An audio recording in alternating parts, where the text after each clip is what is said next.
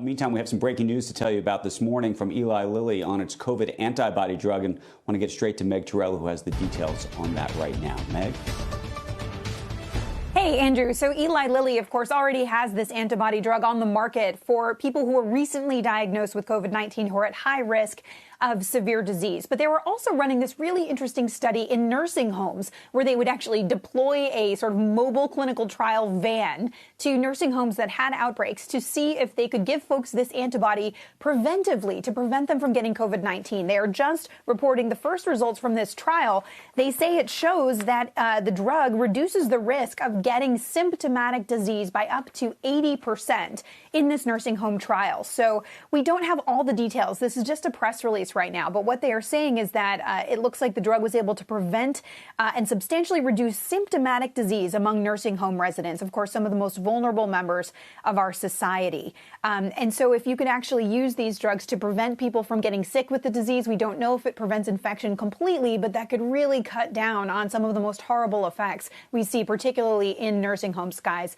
So this drug, of course, already out there on the market with emergency use authorization for a different indication. They will now pursue this one. Regeneron, we should note, is also testing their antibody in prevention of disease in people who live with somebody who's been diagnosed with COVID. So as we've seen the rollout of these antibodies be much more difficult than was hoped for, this could be a potential way of using them more effectively. Guys?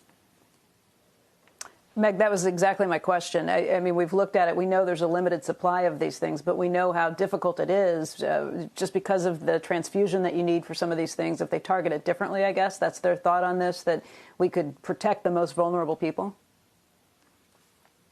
Right. So one of the issues with the way the antibody drugs are being used now is you get your diagnosis with COVID, but you're supposed to get this antibody drug as quickly as possible after that diagnosis. With testing delays, that's complicated, only for people who are at high risk of severe disease. So who should get the drug is complicated. Then you have to go somewhere and get infused with the drug. You're contagious with COVID-19. It's a whole issue. So the thought that you could actually use this preventively in people who are most vulnerable in nursing homes, for example, or people who are exposed because of a housemate or something like that, could be, particularly nursing homes. Yeah, it could be, a different way of administering these in a very effective way.